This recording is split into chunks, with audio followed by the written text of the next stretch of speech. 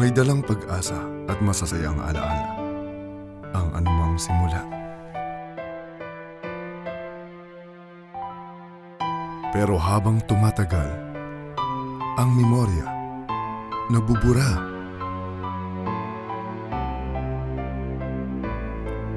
Kumukulubot ang balat.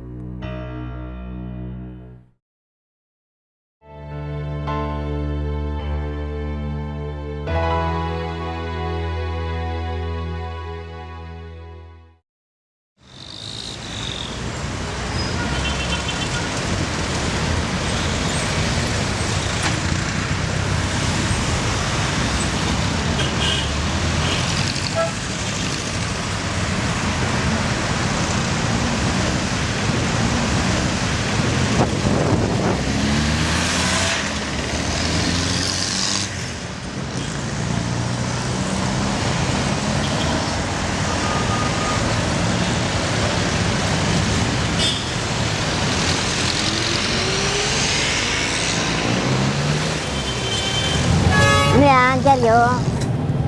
1964 nandiyan ako.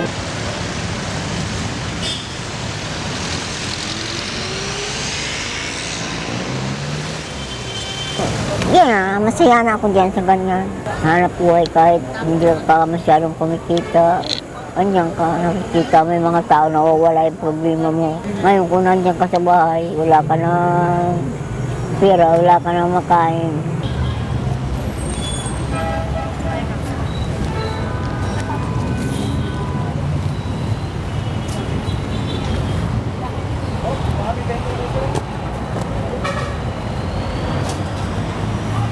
Hindi pa pwede magpahinga, kaya ko pa naman eh. Kung ano hindi ko na kaya, papahinga na ako.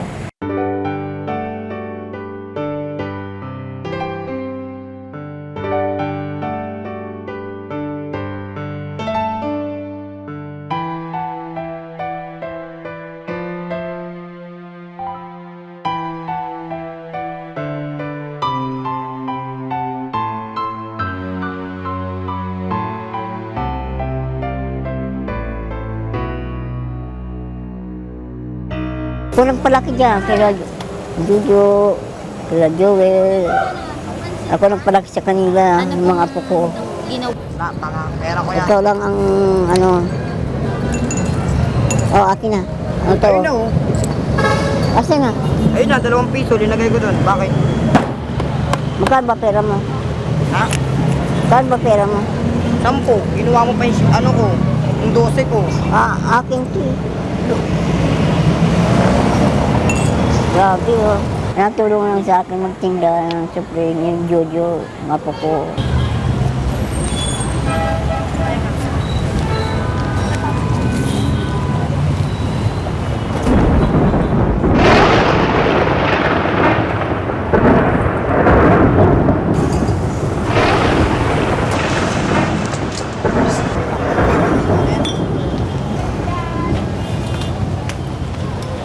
Itaas mo pa. Sige, Yan. yan. Oo.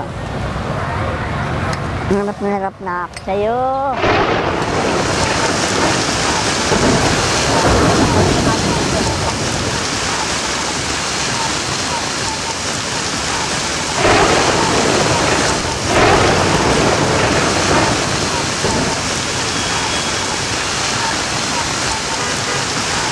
Masyadong mahirap ang buhay pagtakulan.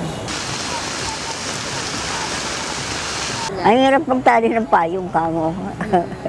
Tatalian ako ng payong. Tinanggal naman ng mga MMDA.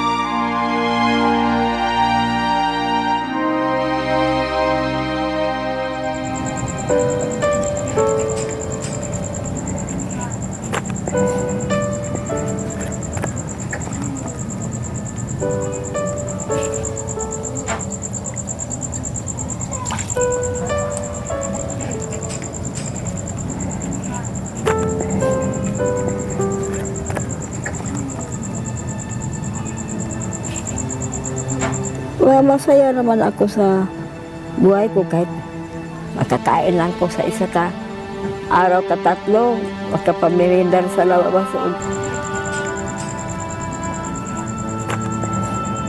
Kung hindi ko nahirapan kay marunong ko maghanap buhay.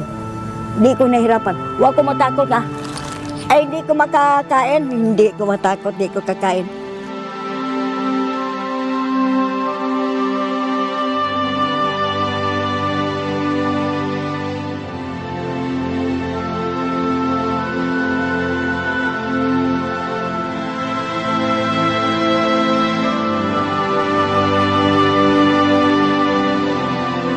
Yun ang kalipayan ko. Dito ko masasayahan. Lalo na mistisa na, oh. Tisay! Tisay!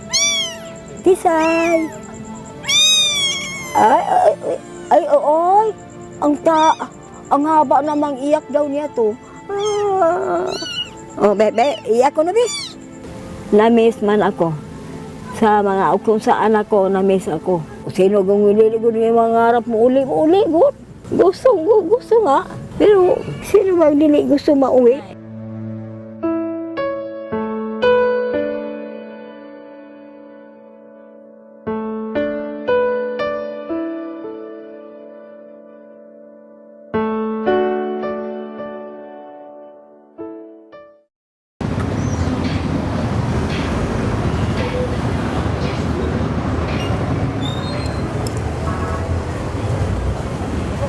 Buti pa nga nun, mura pang nabibili. May 30 pesos to, may kabigas ka na, may ulam ka na. Ngayon, wala, pakamahal. Bago makakain ng isang tao nga, 50 pesos Kulang, kaya kami, yun na nagluluto Dahil sa, bibili ka pa ng gas, bibili ka pa ng bigas, bibili ka pa ng ulam. Ayun, kung kakain ka na lang, kahit sabong na lang hingiin mo, 10 piso lang ang magagastos. Pwede na, makakain na. Bibili ka ng kanin 10, bahingan na lang akong sarsa at saka sabaw, yun. Ganun ang ginagawa ko.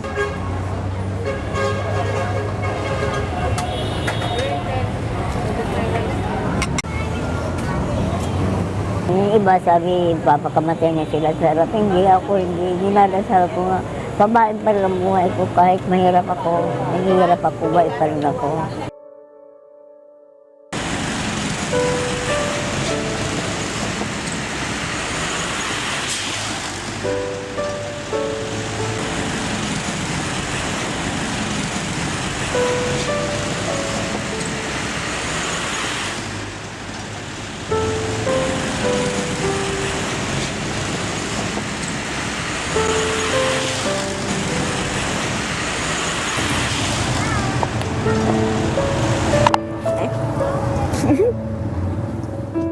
Kauna, marami akong pera. May sasakyan kami. Nagkakumpanya kami. Maganda ang buhay namin sa Kagay. Siyempre, malaki ang aming tramlan nga palay. Oh, may mga mga hasayupan kami nga dinusina nga, mga pato, bebe, gansa, na mga tarke.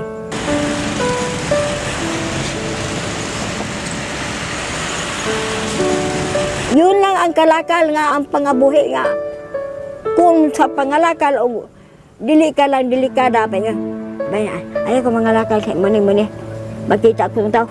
O bakit makita ka? Nagkakialam sila. Nagbigay sila tira sa'yo? Oo, ang rason ko. Mabuti ko nagbigay og pira kay mahiya ka, di maikahiya. Mangalakal? Hindi ko mahiya, Ilan ba, dandaanan ko dyan? May magani itong mabata nga ako nga. Lula, mayaman man ka sa una, Lula. Bakit ngayon mangalakal ka? Yung ko, huwag mo iisipin yon. Pobre na ako. Talagang ganon ang tao. May pagkahubas, may pagtaob.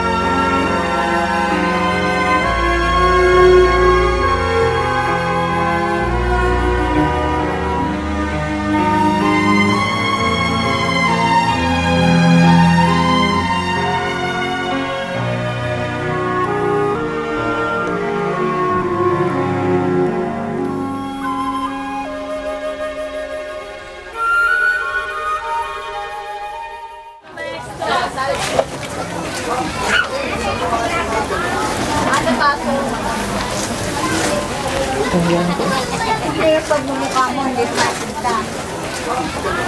Ano ba ito?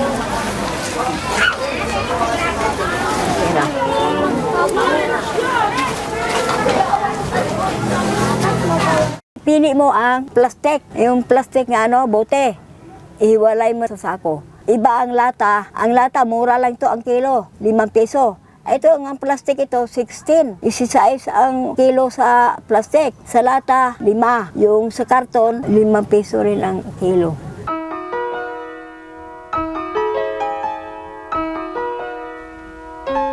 Mahirap.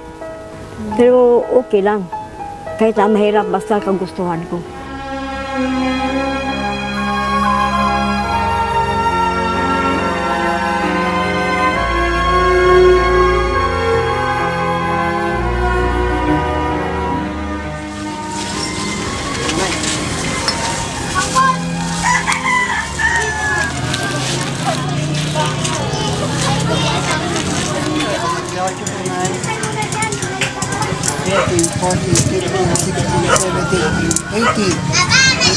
Opo, 18 ang nakikita ko ngayon. Salamat.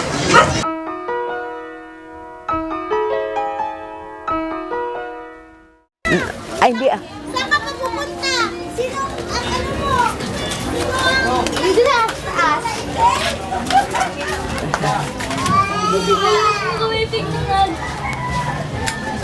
Yun na. Dati may kaya daw siya eh. Nagpapautang ito dati siya ng mga pera. Napundoy. Napordoy na. Oo, totoo yan. Nagpapautang ito ng mga pera noon. Eh, 80,000 ko, wala na. Pera yun siya noon. Nangalakal na lang talaga siya ngayon kasi mag-isa na lang siya.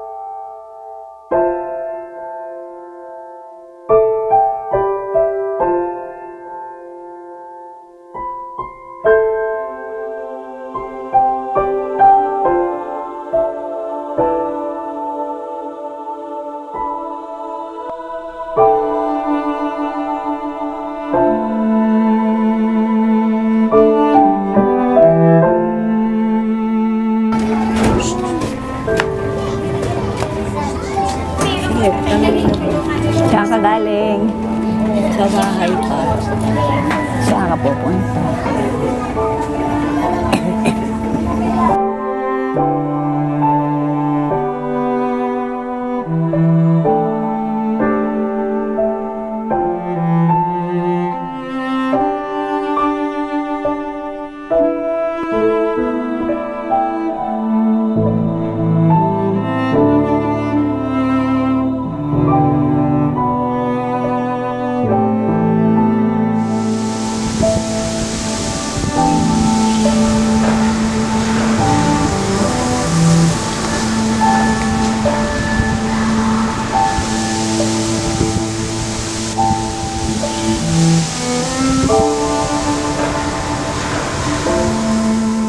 Ang mga Filipino kasi, ang kultura na natin, yung kasama natin sa bahay, yung ating mga lolo't lola, napaka-importante sa atin ng relationship, yung extended family tayo, ganyan ang mga Filipino eh. At saka, lagi nating parang pinaghuhugutan ng lakas yung mga matatanda sa loob ng bahay kasi mas marami silang experience.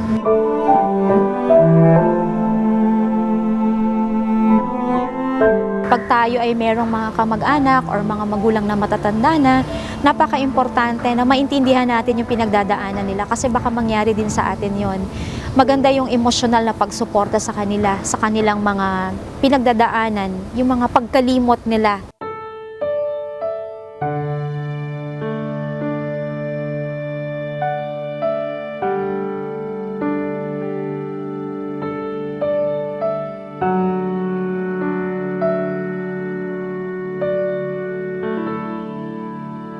Majority ng mga nandito sa Golden Acres, yung mga cases nila talaga is hindi sila kayang alagaan. In general talaga yung kahirapan.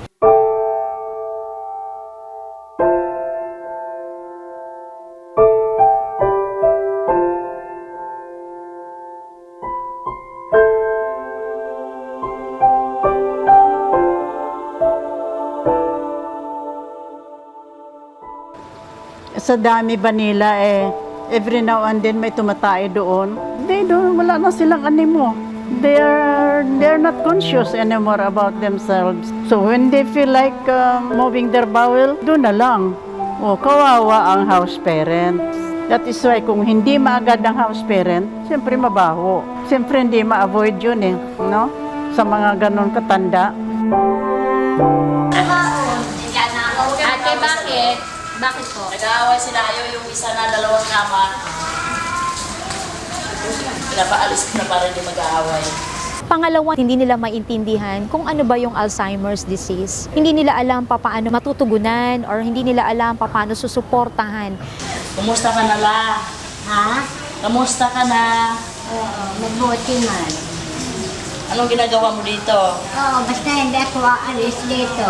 Oo, huwag kang umalis. Wala kang anak? May anak ka ba? Oo, malayo si Berge. Kilala mo si Berge? Ah, Malayo yun. Ewan ko kung saan sila ngayon. iniwan ka ng anak mo? Oo. Yung asawa mo, nasaan na? Ayun. Basta kung saan siya nagpunta, hindi man pag-iwan na iiwan ako. Basta kung ano hinahanap na pagkain.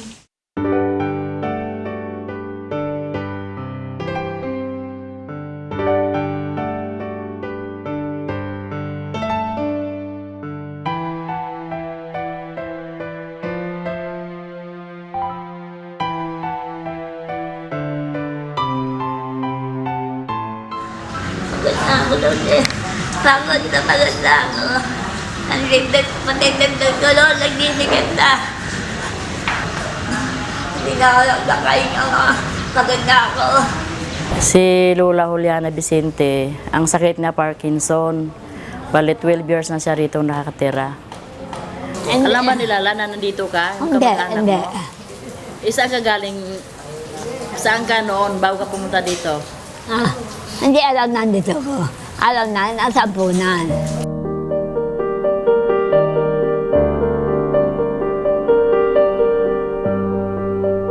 Dalaga ka pala? Oo. Konti lang ako, nagkasakit na ako. Palang ang edad niya, nagkasakit siya ng Parkinson. Hanggang ngayon. Hanggang ngayon. Sige, 60 years na. Hindi na ako nakapag-enjoy. Ayoko nga magkasama. Dahil kalagayan ko, kung magkaanak ako, kawawa, di ba? Ayoko nang ipamigay. Ayoko. Ako maghihilap ng panganganak ko na pamimigay. Ano yun? Kuting.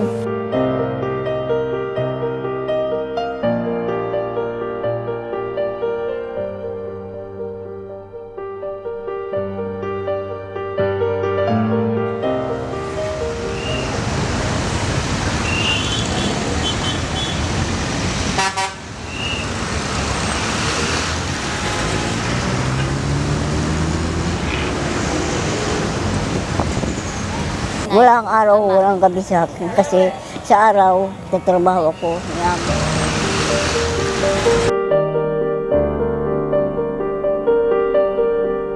Kung matulog ako, pinakamaaga ko mga alas 12. Tapos gigising ako mga alas 4, maglalaban ako, laban ako. Tapos ligo na. Tapos lalabas na naman ako, magtitinda na. Anong oras po kayo nagtitinda? Minsan mga alas 7, gano'n. Pagkatapos ko, minsan mga alas 6 pa nga lang. Pagka hindi ko napapaaga ang gising. Mga 2 oras lang makapahinga. O 3 oras. Ito na.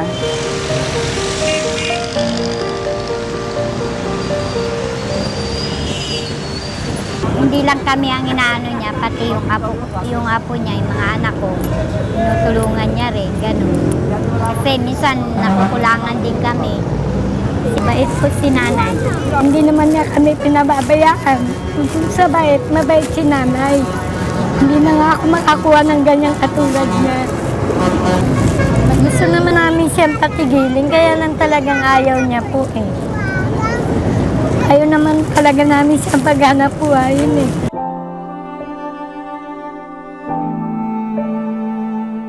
Ang Golden Acres Home for the Aged started noong September 30, 1969. So, 41 years na kami ngayon. Nag-start siya actually sa Welfareville compound sa Mandaluyong nung integrated pa yung services ng DSWD until we were transferred here. So ang Golden Acres Home for the Aged, under siya ng Department of Social Welfare and Development. Ang kinikater nito ay mga matatandang babae at lalaki na may edad na 60 years old pataas. Sila ay yung mga walang pamilya, walang kamag-anak, or tinatawag natin na mga abandoned, neglected, and unattached older person. Mamaya si Janet. Si Janet, bukas ano niya, no? Uy, sabi ni Janet, bakit ba? Ay, wala na kumain. Ito lang dito, hindi ko dito kasi nahirap. Masakit naman para sa kanila na dadalhin sila sa isang center kung alam naman nila na may mga pamilya pa sila na pwedeng tumulong sa kanila. Maraming mga cases kami na nagkukunyari na hindi nila kaano-ano ang matanda, pero later on naman napuprove naman namin na kamag-anak o magulang nila yung nire-refer nila dito. Ito talagang totoong nangyayari na may mga lolo't lola na nagkakaroon ng galit or pagtatampo sa kanilang mga sariling anak. Kasi lagi nilang sinasabi, pagkatapos silang palakihin, pagkatapos nilang alagaan, suportahan, hanggang makatapos, magkapamilya, napapabayaan na sila.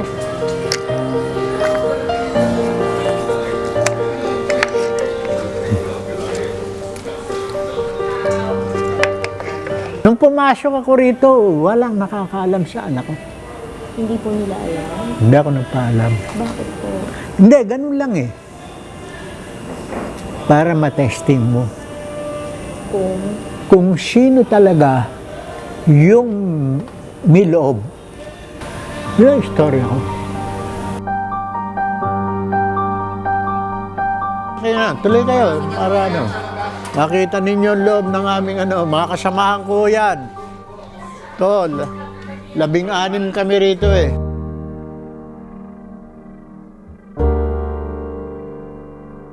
Simula nung masunog yung bahay ko, sa Muntinlupa. Excuse.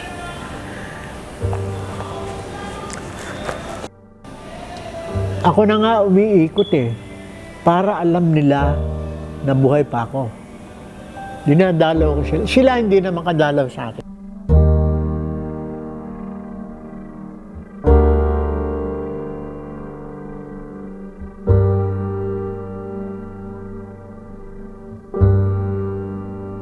Well, okay lang sa akin. Dahil yun, alam ko. Kasi kaugali ko yun eh. Yung bunso. Alam ko yun eh. Yun ang, tsaka yun ang nung maghiwalay kami, sabi niya, Dad, tandaan mo, you and I forever.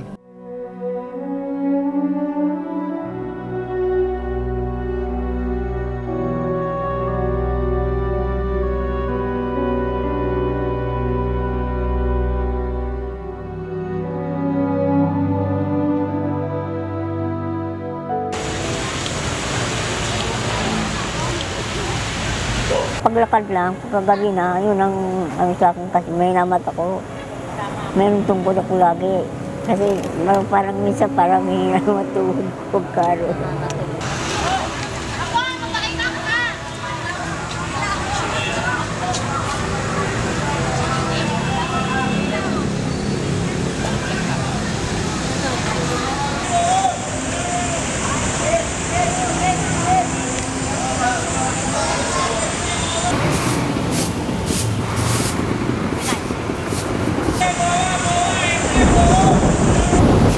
Yan ang karton ko eh.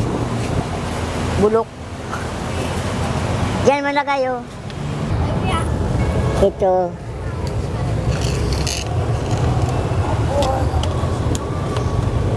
Dito ko taga. Daan. Naiyak sa mga manugang ko. Siyempre, pampabigat pa rin ako kasi dami nila mga anak. Mahirap din. Na ano ako, napunta ako kanina, akyat ako, hindi ako natutulog. Kahit alam ko na ako pagkain, na ako nakain kasi na ibigay na lang sa mga bata.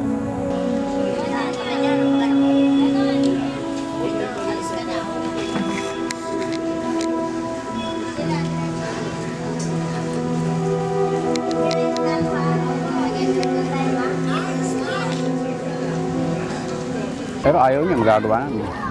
Kasi naman, mag-aano yun, matanda. Diba? Para lang matahimik. Di ba? Tingnan na lang. Minsan, matigas ang ulo. Ito, ganyan talaga tumatanda eh.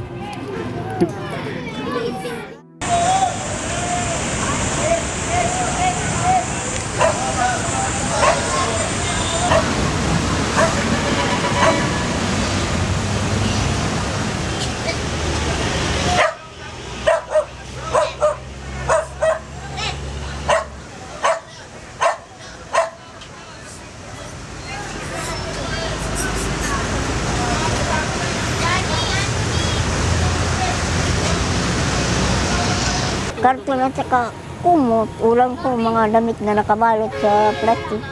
Ano lang, karton lang. Malinis yung kalilinisin yun ng mga apo ko. Tapos, pagdating ko, malinis na yun. Matagal na ako natutulog doon. 1964, diyan ako natutulog.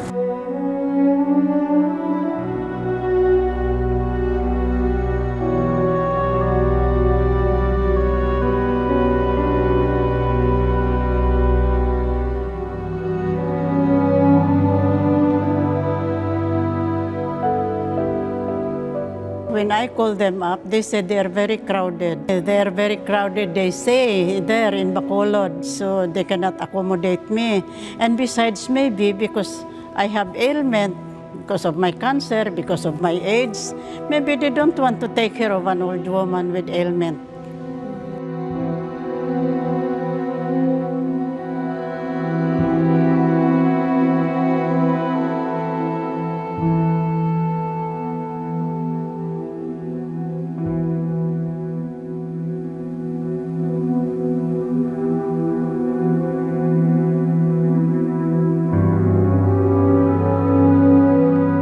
One time, na naginip ako, it's parang very, very true. The Sacred Heart told me, enter the convent. Inisip ko, walang madyong doon, walang kasino doon. I don't like Lord, I don't like Lord. Sabi ni Lord, if you don't enter the convent, you'll never get married. Naging totoo. I had been business and advertising manager with the Philippine Medical Women's Association. Wala na ako ngayon pera kasi, di ba, ang cancer is very expensive. With my osteoarthritis and my heart, so many ailments, di napakagastos, nauubos ang aking savings.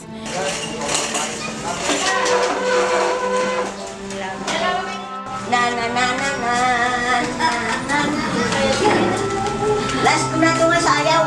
Bukas, mamaya, hindi na ito sayaw. Mas gusto ko dito kasi walang problema dito.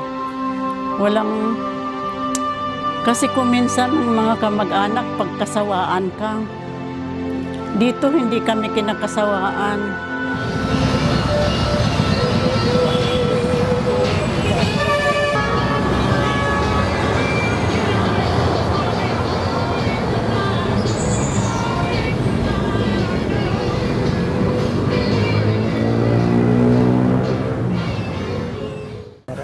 Akay, masarap ang kain na to kayo, no? Wala gatang bisita, ilaning ulam.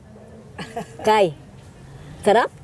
Oh, gapang ano yung dilaw.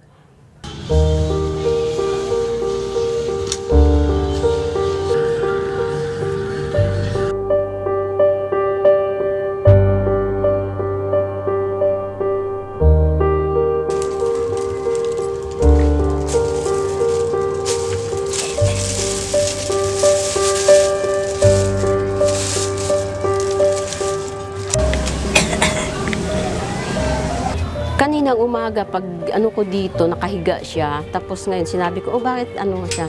Kasi milagnat ako, sabi niya ganun sa akin.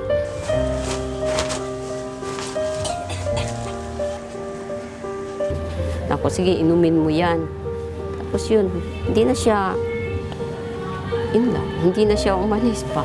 Sasabi ko din sa kanya, huwag ka na lang umalis, huwag ka magala ngayon dahil may sakit ka.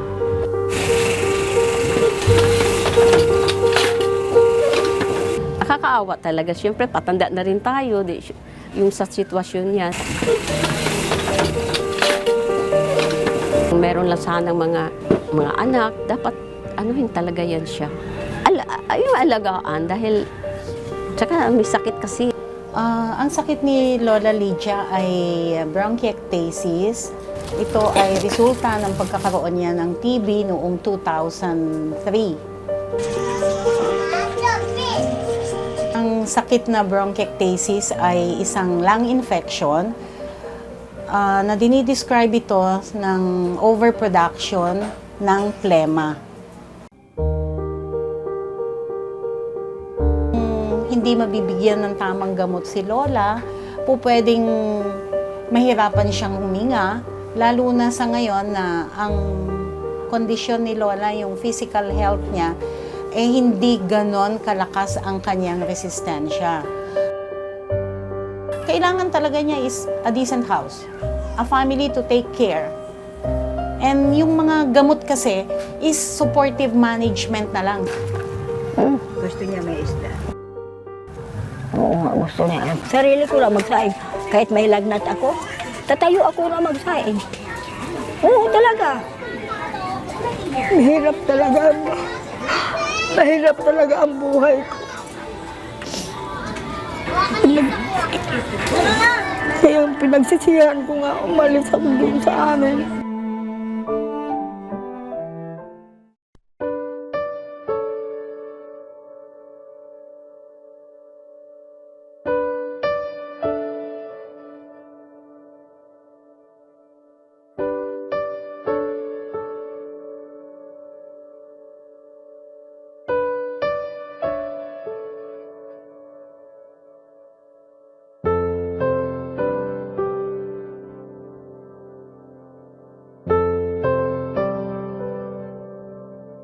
Si Lola Evelyn, meron siyang dementia, tapos malnutrition, tapos may mga bed sores na rin siya kasi bedridden nga siya.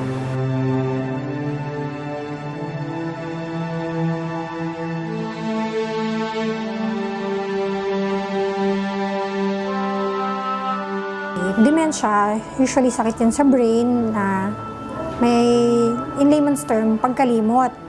Nakalimutan na nila yung kailangan nilang kumain, kailangan nila ng matulog, yung mga ganon. Yung mga basic na functions na ginagawa natin.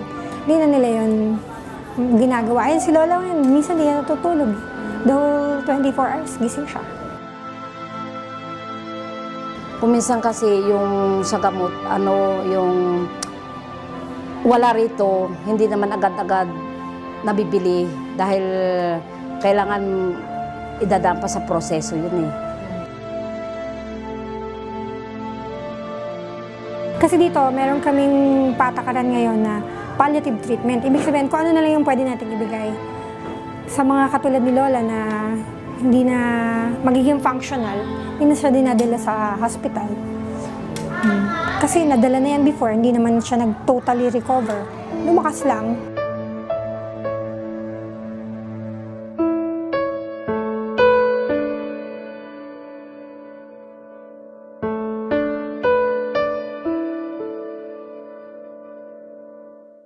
May mga situation din naman na hindi lang sila namamatay sa hospital, kundi namamatay din sila dito sa loob ng center.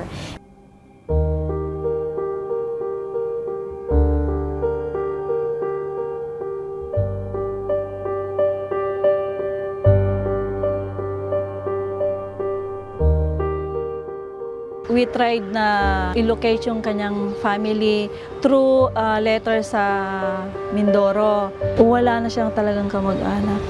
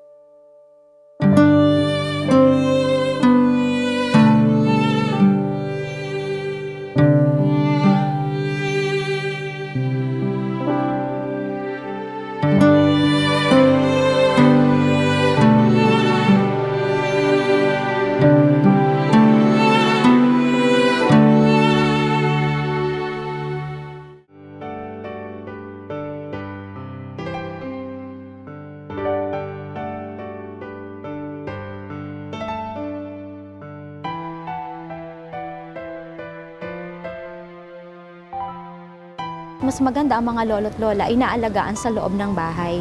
Kasi iba naman yung buhay sa loob ng center at iba naman yung sa loob ng bahay na nandun yung pamilya mo. May mga matatanda pa nga tayo mismo na sinasaktan ng kanilang mga sariling anak. Sa dapit mula sa bintana dahil sa Sino po ang may kagustuhan na mapasok kayo dito? Ako lang gusto ka na nag-ingi na ako ng tulong. Kasi kung doon ako, mapatay lang ako. Napatawad niyo na po ba yung anak ko? Basta ganyan. Basta ganyan niya ako. Ano ko rin, basta isang araw lang, magpunta lang siya dito. Yan ang hinihintay ko. Napuntahan niya lang ako. Wala lang sa malaloob. Alam po niya na nandito kayo? Oo. Alam niya. Haplos ng iyong mga maliit na kamay na dati hindi nawawala sa kandungan nila.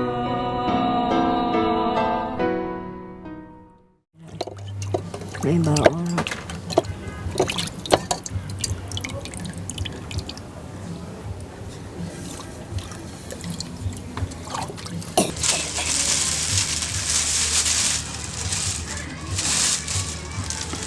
Kasi nagpupunta siya dito sa akin dahil nagtitinda-tinda siya ng mga damit. Minsan naalok niya ako. Hindi na, wala naman time. Okay. Tapos po? Naging kaibigan ko na siya. Lagi akong pinupuntahan. Lalo na kung may sakit ako. Ganon din siya ginagawa.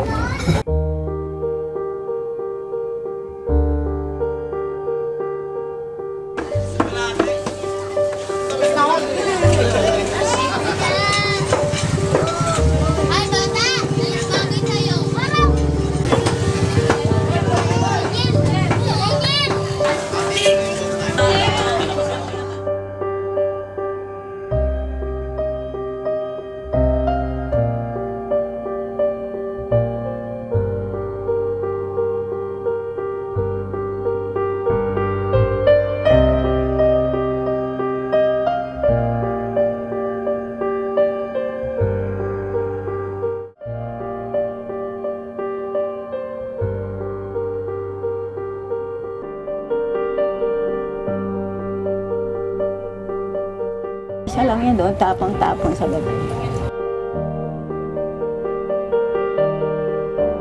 Pag nagkasakit siya, hindi na siya makakagalaw, di ba? O, sino mag-aasikaso? Wala. Kakaawa.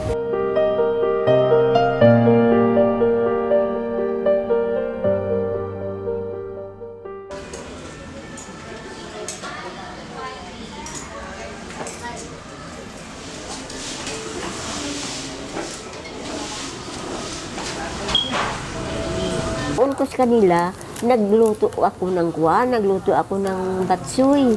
Pero hindi din makuha ng akin puhunan kasi pinapakain ko din sa kanila. Dumating ng punto na nag-iba ng ugali niya. Kaya yun. Sa tingin niyo, bakit po nagawa ng anak niyo yun? Wala na ako ibigay na pera sa kanila. Kaya noon, ang naipon ko nga 72,000. Wala lang kasi labas-pasok sila sa kwan. Ako ang nagapiyansa. Dalawa sila mag-asawa kasi nagbisyo na sila. Ano po yung pinakamasakit na naranasan niyo sa kamay ng anak niyo? Yun ang pag-ano sa akin. Sinaktan niya ako. Saan niyo po kayo sinaktan? Sa tainga. Kaya minsan kung gabi, kung ako, magiga ako, gasigaw ako. Masakit ang tainga ko. Parang namingi ako. Parang dito sa kabila. Kaya nga mga kapitbahay, nagsasabi sila yung totoo kasi nakita talaga nilang ang ginaganon niya ako. Bakit daw ginaganyan? Sabi ng kapitbahay namin, isa sa mga anak mo, sinabi ng anak ko, isa sa mga anak mo, magapatay sa iyo, sa iyo, kasi ganyan ginagawa mo sa nanay mo.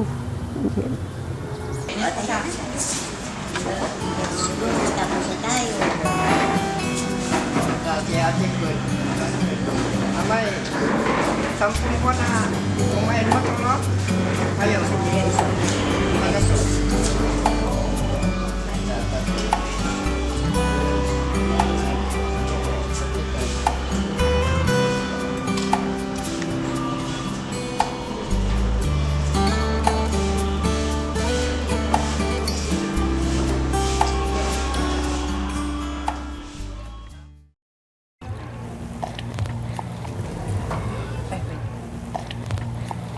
May pagkain naman siya. Nagluluto yan. Nagluluto siya. Tamad lang magkain. Kahit may pagkain na yun. Ganun na yata ang naedad. Ako nga rin ganun eh. Kahit may pagkain, ayokong kumain. Bakit po, Nay? Parang wala nang lasa ang pagkain.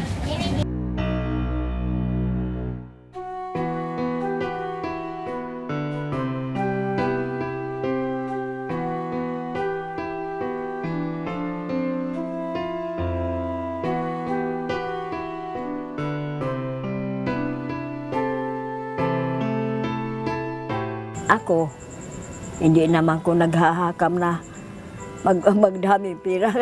Hindi na mababalik yung pera na mawala. Ang akin na lang, kung may pera ka, makakain ka, magsipag ka. Hindi magtamad. Basta na lang matakaon ka na isang araw. O okay, higa-higa ka na lang. Ako hindi. Hindi ko sa akin yan.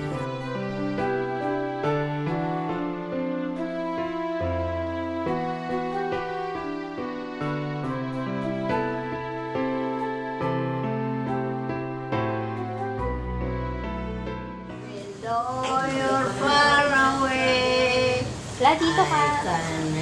The music of the song of love I sang with you. I don't know exactly when then. Parang nasanayan ko na dito sila. Madami na ako dito kilala. Gusto ko na dito.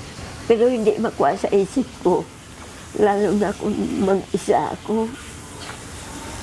Lalo na kung makarinig ako ng mga music ng mga malungkot. Iyan. Ako lang isa gaiyak.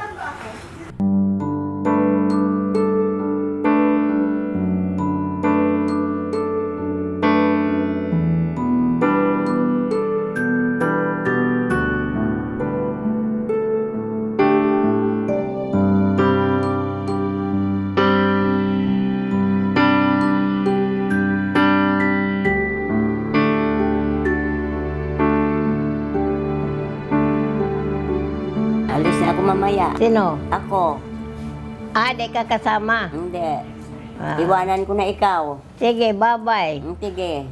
Goodbye, Pimentel. Goodbye. I will not come back again. I will not come back again. Goodbye, Pimentel. Goodbye. Oh, may sagot yan. Oh. Ano po yung sagot? You will not come back again, sabi ba? Oo. Very good, very good, very good, very good. You will not come back again. Because you don't like me? You don't like me? Ano? Hindi mo ako gusto? Gusto, pero paalisin ka. Anong magagawa ko? Ano mo to? Pabaon mo sa akin? Agoy, wala ka na kainin. Ano yung bibigay mo kay Lola? Ano niyo po yan sa kanya? Pabaon. Minimiss niyo po ba siya? Dito sa akin. Oo. Ano po? Kung gusto ko nga, sabi ko nga, kung gusto doon ako. Sige, may miss din kita. Oo, ako rin.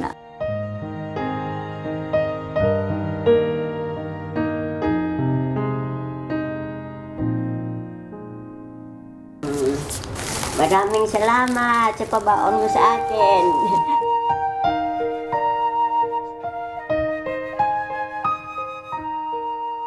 Handa na ko kasi naluras ako.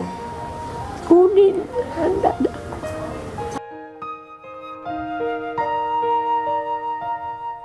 hindi ko talaga maubos, maisip bakit nagganyan ang anak ko. Siguro, kung wala na akong pira, bigay sa kanila.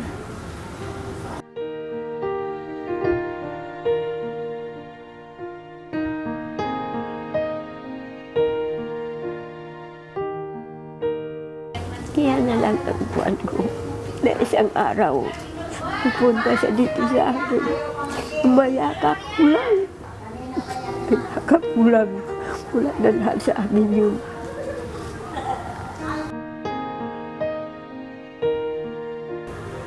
Sa mga bata, kailangan mahalin nila ang nanay-tatay nila. Sundin, kasi ang mga magulang naman, wala naman nagsasabi na, wala naman nagturo ng masama, ulit kabutihan. Kaya kailangan mahalin mo kasi sila. Sa kanta ba na, Diyos?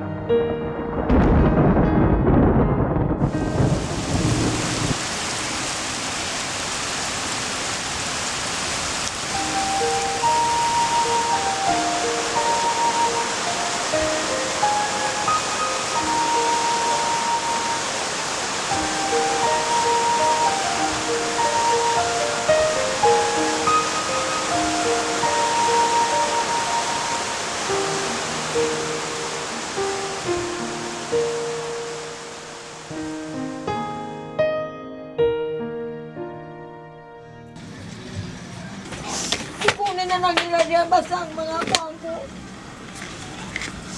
Kahit naipasok ko pa doon sa uluhan ko, pagka umaga, wala na rin. Ay, naku, mga damit ko, wala na akong damit na, oh. Punong-puno na mga damit dyan. Wala na akong damit na gabi ubos.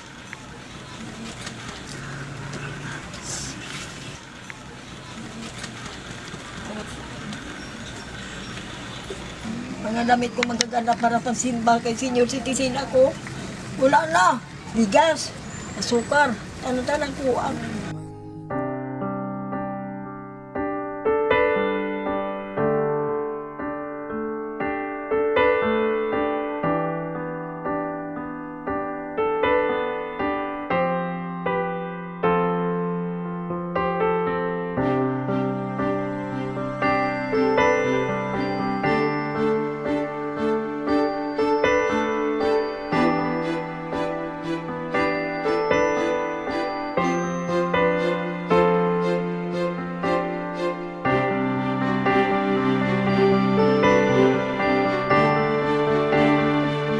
Malaki ang responsibility nila sa mga lolo at lola. Hindi siya pangunahing responsibility ng government, pero yung pamilya ang may pangunahing responsibilidad.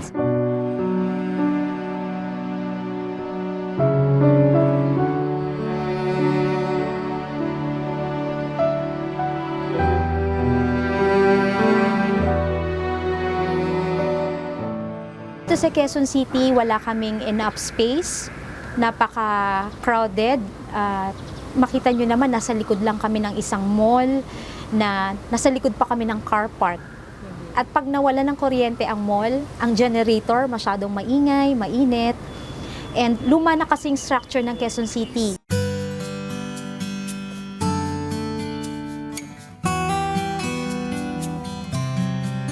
Nandito po tayo ngayon sa Golden Acres, Sampaloc, Tanay, Haven for Elderly. May fresh air, maganda ang tanawin. Nakikita nyo naman yung aming tanawin dito. May bundok, maraming puno, may mga, kumbaga sa nature trip, kumbaga So yung mga lula at lulo namin, nag-i-enjoy talaga sa kapaligiran. Bahay nila ngayon is talagang napakalawak. At yung kumbaga sa malayo sa pollution. Kadalasan na nangyayari kung may for admission ng mga matatanda, nanggagaling yan sa local government unit. Halimbawa, may mai-refer sa kanilang opisina dahil nakita sa daan or nawawala. So dinadala sa opisina ng mga local government unit or barangay offices, dadalhin dito sa amin para i-admit. 11 si Angela. Ano to ang caseload review nangyayari siya quarterly. Quarterly yan talaga tayo nag-review. May time pa tayo itong parang it's just a matter of review. Nakikipagtulungan din kami kung saan man siya nakatira, may mga local government offices para ma-trace kung may mga family. Kung wala, tinatanggap na namin dito sa Golden Acres. Paliwanag din namin na hindi naman unang option na dalhin sa center ang mga matatanda kasi iba talaga ang buhay dito. Mas magandang sa pamilya sila inaalagaan. Nasanay na sila sa ganitong uri ng pamumuhay sa loob ng center. Hindi naman sila maiinip kasi we have the productivity service. Merong mga kailangang gawin. Hindi lang naman yung gardening, hindi lang yung mga paper origami. So bihira yung mga dull moment para sa mga matatanda. Kasi mahilig pa rin silang kumanta, sumayaw.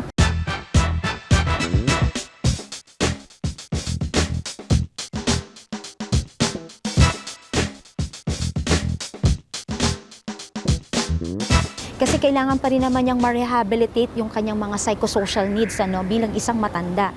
Akala kasi natin yung mga bata lang ang nire-rehabilitate emotionally, psychologically, pero maging mga matatanda kailangan din nila yon.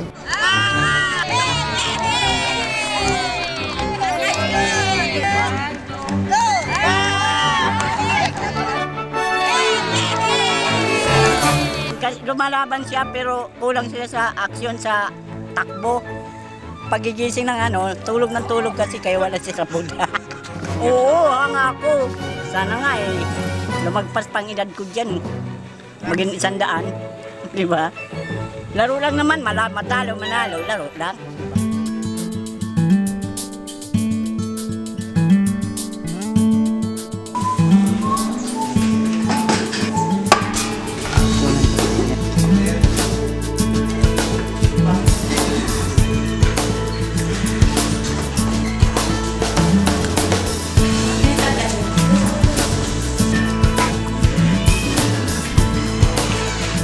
Sana kung nakikita nyo sila ngayon, kung alam nyo na nasa amin silang custody, sana ini-encourage namin kayo na bisitahin nyo man lang sila. Napapag-usapan naman kung ano yung mga bagay na hindi nyo kayang ibigay sa kanila. Pero importante sa mga huling saglit ng kanilang buhay, magkaroon tayo ng panahon para mabigyan sila ng time, malaman nila na may nagmamahal sa kanila. Napaka-importante rin na kung hindi po ninyo kayang makuha sa amin ang inyong mga lolo at lola, makipag-ugnayan kayo sa amin para naman matulungan din namin kayo.